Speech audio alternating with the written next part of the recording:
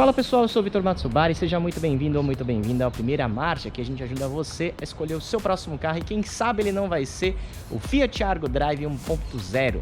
Esse é um dos carros mais vendidos do Brasil e hoje você vai descobrir por que é que ele vende tanto a partir de agora. Vamos lá? O Argo foi lançado no mercado brasileiro em 2017 e passou pela primeira reestilização agora em 2022. Mudaram alguns detalhes na dianteira, como o desenho da grade frontal, que traz o logotipo da Fiat, que já estava presente, em outros carros da marca, inclusive o próprio Argo, mas com uma nova padronagem da grade, que agora é do tipo colmeia, e também algumas mudanças no desenho do para-choque.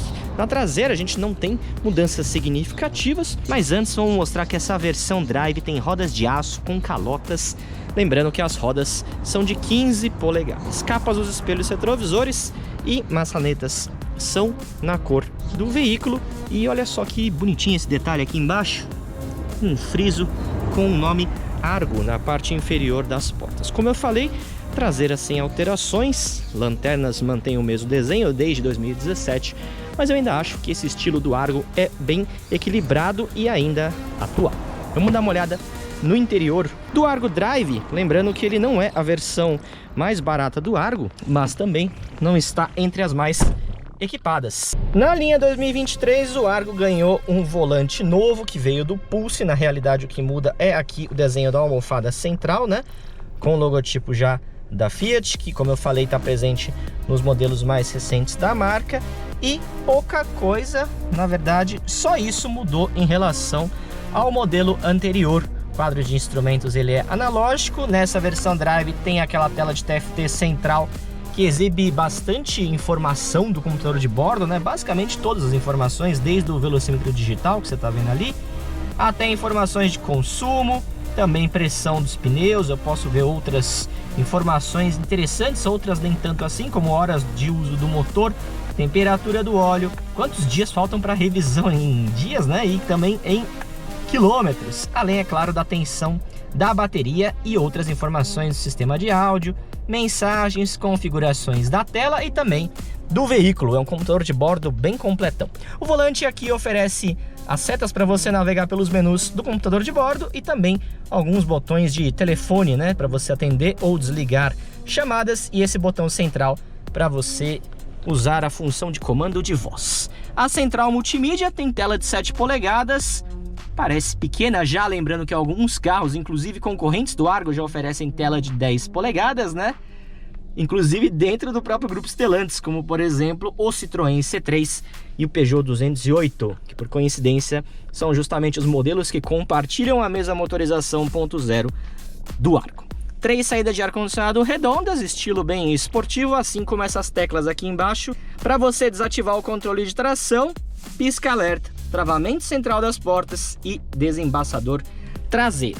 Comandos do ar-condicionado, lembrando que ele é analógico, item de série, claro, no Argo 1.0 Drive, assim como essas entradas USB do tipo A convencional e entrada auxiliar.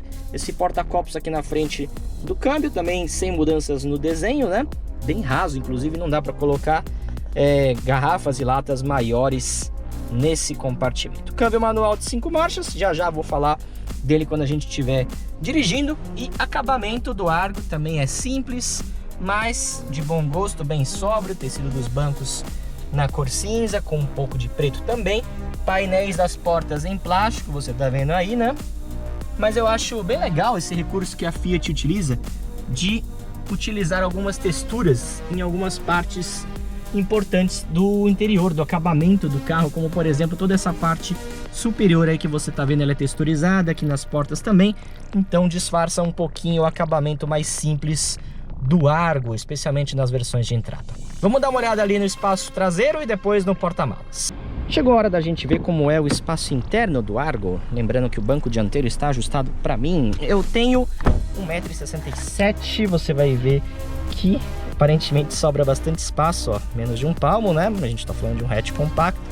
Tem bastante espaço sim, se o motorista for baixinho como eu. Agora, se ele for mais alto, como no banco aqui do lado, que está ajustado para alguém que tem mais ou menos 1,80 m por aí o espaço não vai ser tão grande assim, mas também não dá para fazer milagre nesse segmento, infelizmente, A gente tem aqui no console central para os passageiros de trás um porta-copos e também uma entrada USB do tipo A convencional. E dá para ver, ó, que o espaço para a cabeça também é bem interessante no caso do Argo. E isso também acontece até no Cronos, no sedã, apesar do teto ter uma curvatura mais baixa, né, do que no caso do Argo. Você já deve ter visto, já deve ter percebido que aqui atrás a gente tem vidro com acionamento por manivela, né, convencional. Então, alguns outros carros na categoria já oferecem vidros elétricos nas 4 portas, o Argo não, mas aqui a gente tem, claro, 3 encostos de cabeça, 3 cintos de segurança de 3 pontos e um acabamento de qualidade boa, assim como ali na frente. Faltou a gente ver o porta-malas. Bora lá? Porta-malas. Agora é hora da gente ver o compartimento de bagagem. São 300 litros de capacidade volumétrica. Você vê que ele não é um compartimento largo, mas ele é bem fundo. Olha só. Aqui como minha mão vai lá para baixo e como minha mochila está posicionada mais para baixo em relação aos outros carros. Lembrando que o step fica aqui embaixo também, então a Fiat fez um trabalho mais de modo que o compartimento de bagagem seja mais fundo e não tão largo assim. São 300 litros de capacidade volumétrica e a tampa é bem alta para você alcançar se você for baixinho. Agora, vamos lá dirigir o Argo Drive 1.0. O Argo Drive tem um motor 1.0 que entrega 75 cavalos de potência e torque, chegando a 10,7 kgfm. Você tá vendo aí que, apesar dos bons números, ele é um típico carro 1.0, então você tem que esticar um pouquinho mais as marchas. Em algumas situações você vai precisar fazer umas reduções de marcha para poder embalar o carro, principalmente em subidas, em outras condições como ultrapassagens. Então, apesar de ter evoluído muito em relação aos populares mais antigos, né, os motores 1.0 atuais, como esse aqui Firefly de 3 cilindros, ainda demandam um pouco de cautela em algumas manobras. Falando nesse motor, ele não equipa só o Argo. Hoje ele está presente no novo Citroën C3 que acabou de ser lançado no nosso mercado e também no Peugeot 208 1.0 que a gente já avaliou aqui no Primeira Marcha.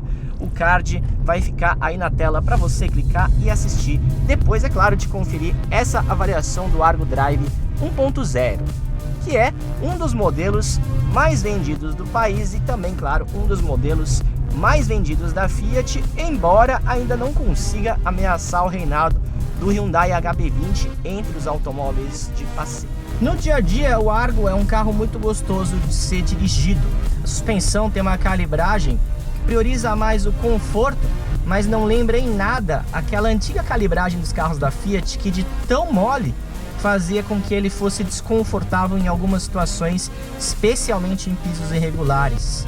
A carroceria também inclina menos com esse ajuste da suspensão que é adotado no Argo e também no Cronos, então te proporciona mais segurança, te dá mais confiança em algumas situações mais críticas, por assim dizer. Você acabou de ver também que eu passei por uma valeta, então ele tem uma boa absorção de impacto, é um carro bem confortável para sua categoria, então você vai estar muito bem servido nesse quesito. Se você utiliza o carro por longas horas, caso você seja motorista de aplicativo, taxista, frotista ou simplesmente comprou um carro desse aqui, né, um Argo Drive 1.0 para utilizar no trânsito, no dia a dia, saiba que ele é um carro muito bom, um ótimo negócio, tem uma ótima relação custo-benefício. No que o Argo manda bem é justamente o consumo de combustível, já que ele tem médias muito boas, segundo o programa de etiquetagem veicular do Inmetro. Para você ter uma noção, ele chega a quase 16 km por litro na estrada com gasolina, segundo, claro, o Inmetro e a Fiat. Então, pessoal, esse aqui é o Fiat Argo Drive 1.0, uma das versões mais vendidas do Argo e também um dos carros mais populares do Brasil. Se você está procurando um carro que seja confortável, moderno e principalmente econômico, o Argo Drive 1.0 é uma escolha bem interessante para você. Se você gostou desse vídeo, não esquece de se inscrever no canal do Primeira Marcha se você não for inscrito. Também não esquece de ativar as notificações para saber quando tem vídeo novo por aqui. É isso aí, até a próxima!